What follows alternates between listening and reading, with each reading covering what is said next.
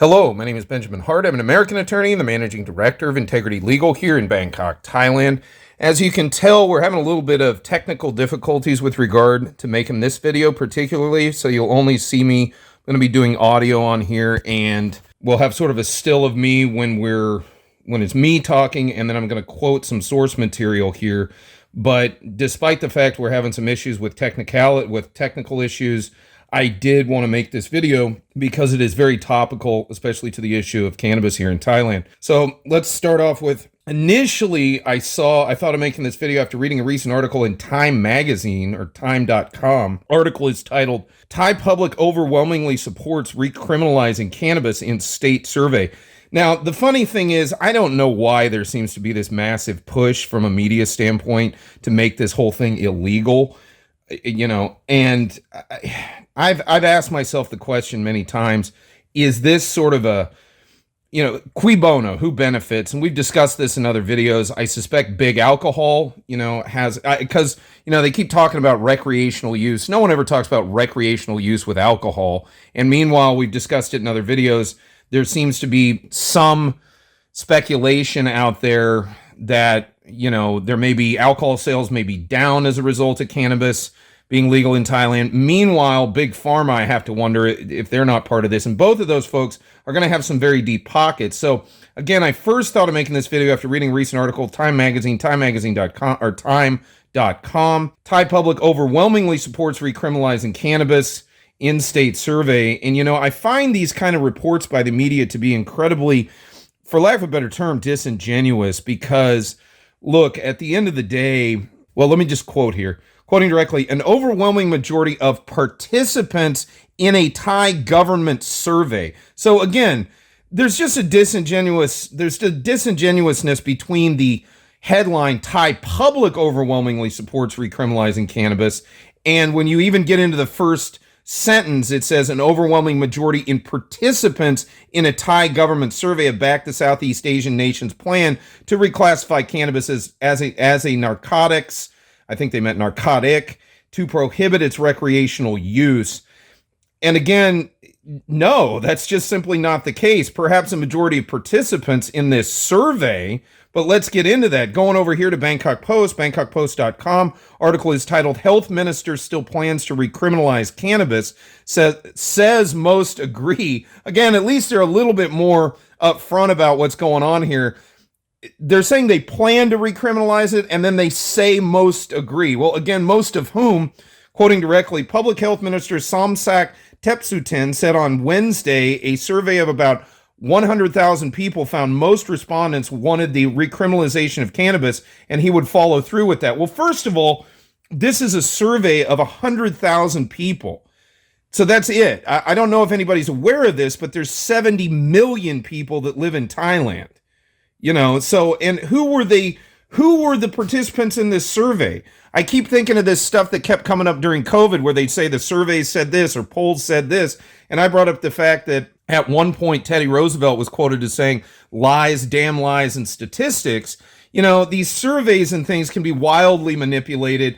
I'll get into it further here. Quoting further, Mr. Somsak said on Wednesday that the Food and Drug Administration conducted the opinion survey for the Public Health Ministry from June 11 through 25. There were about 100,000 respondents. According to the health minister, 80% of the respondents supported the recriminalization of cannabis. Well, okay, 80% of 100,000, so 80,000 people out of the entirety of Thailand. And again, I would love to know, how was the question framed? That's always a big one. What was the sample set? Like, who were they interviewing here? Was it all people over the age of 65? That would have a dramatic impact on the outcome of this so-called survey. I have found that every time this issue keeps coming up and they point to, in my opinion, rather specious and spurious foundations for their argument against it, you start digging into even their own assertions. Like in the past, they were saying, "Oh, it's killing a bunch of people." Well, there was nothing to back that up. Then they said there was a lot of psychiatric incidences occurring. I saw no evidence for that particularly. Then they said it was, 20 billion baht had been expended in psychiatric, incidents as a result, by the public. 20 billion baht had been spent since cannabis was legalized. Well, we dug into that. That's just absurd. That number was just absurd. So, quoting further, according to the health minister, again, 80% of the respondents supported recriminalization of cannabis. Quoting further, Mr. Somsak said he would proceed with recriminalization. Well, I love that he just unilaterally gets to decide this because they had some survey. That, by the way, as we go through this article, they don't give any background on who was surveyed, what the sample set was, how the questions were posed. Again, it starts bringing to my mind, again, what Teddy Roosevelt said, there are lies, damn lies, and statistics. I have to wonder if this might not be one or all of these things. Quoting further, proceed with recriminalization, but the Narcotics Control Board would make the final decision. We'll get into that in a moment. Quoting further, then he, as the health minister, would issue a notice accordingly. Quoting further, quote, most operators will not have any problem, but those who want to use cannabis for recreation will. Again, who deemed the public health minister as having the unilateral authority to just decide what's good for the best for the rest of us? Meanwhile, there's been years of them trying to pass a law on this. Why don't they put this through Parliament?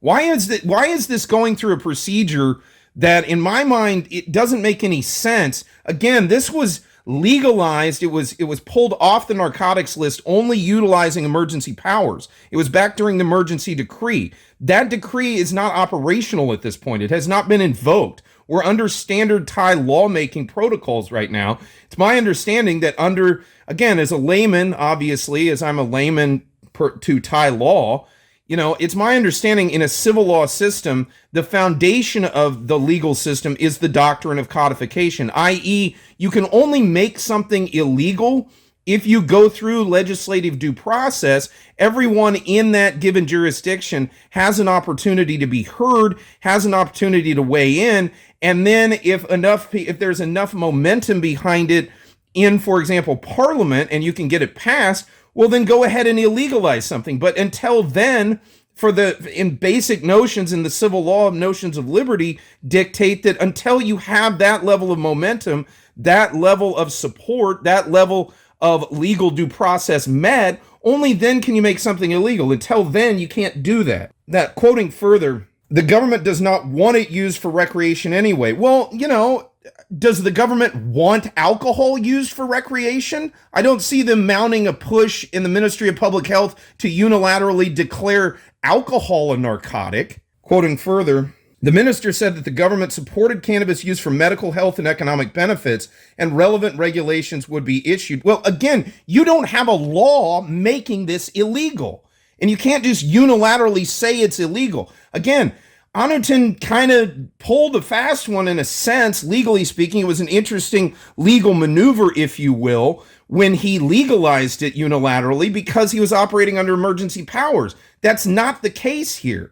Quoting further, Prasit Chai Nunwal, Secretary General of Writing Thai Cannabis Future, pro-cannabis group, said his group would express their opposition to the policy at the Public Health Ministry on Friday.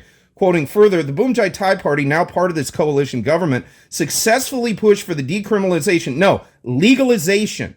I'm tired of this word decriminalization. That is not what occurred. It was legalized pursuant to the decision to delist it on the narcotics list under the emergency powers that were invoked that gave the public health minister certain extraordinary powers during that time period. It was legalized. Then the emergency decree ended, and now we're back to standard lawmaking procedures, which requires due legislative process. Quoting further, in June 2022, during the previous government, that led to mushrooming cannabis shops along streets and concerns from medical authorities. Medical authorities. That is an interesting term in our present time because, it was so-called medical authorities that told us all to lock down. It was so-called medical authorities that told us all that we had to wear masks and do all this social distancing, all of which was not based on any science. We now know this. Meanwhile, as I discussed in other videos, it's very odd that, the communists were very into utilizing psychiatrists and medical authorities to unilaterally dictate to their people how and when and why their liberties would be circumscribed. So, quoting further, medical authorities about the negative impact, especially on young people. This is another one. Quoting further, the medical council, I don't even know what that means, the medical council. What is that?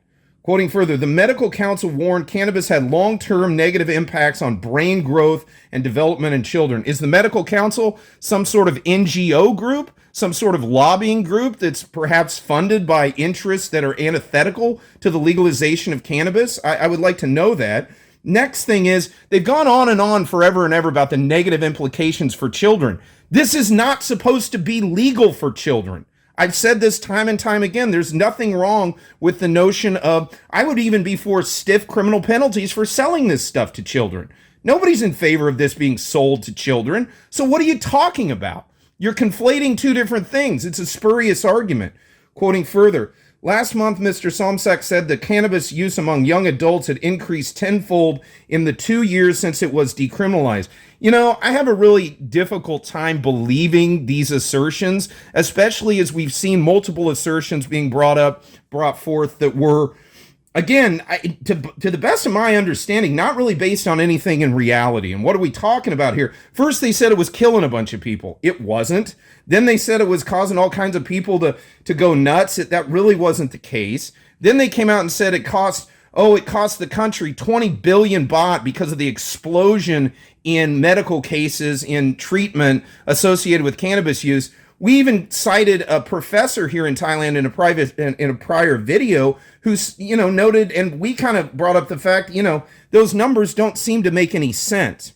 Quoting further, Boomjai Thai leader Anutin Chanwirakul was health minister in 2022 and is now interior minister and a deputy prime minister and chairs the Narcotics Control Board.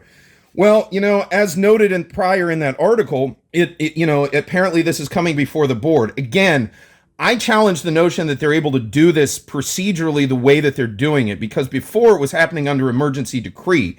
And again, as we've discussed in other videos, honestly, the ability for the Narcotics Control Board to just unilaterally dictate that a plant is a narcotic, I have a real problem with that, especially where there's no, if you will, it's not self-evident that this has narcotic capabilities.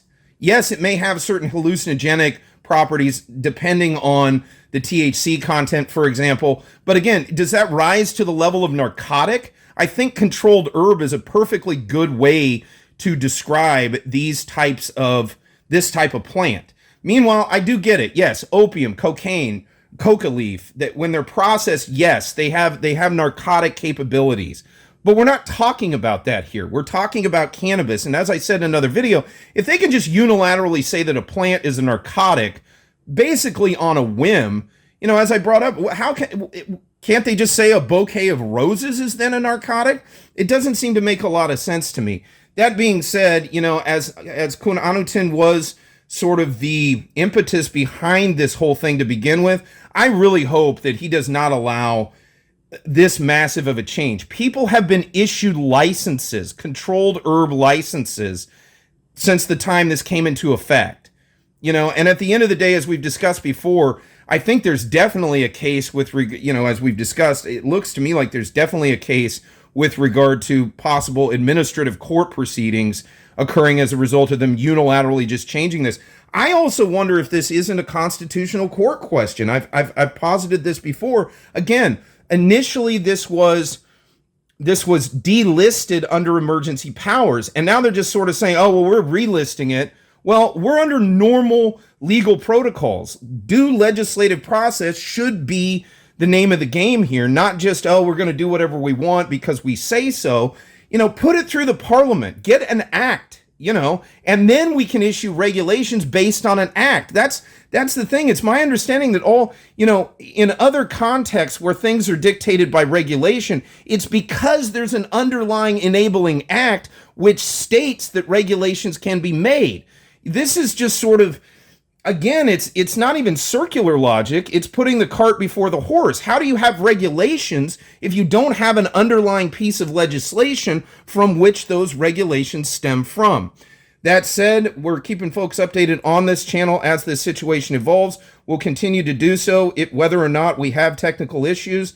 Again, we will certainly keep you updated on this channel as this situation evolves.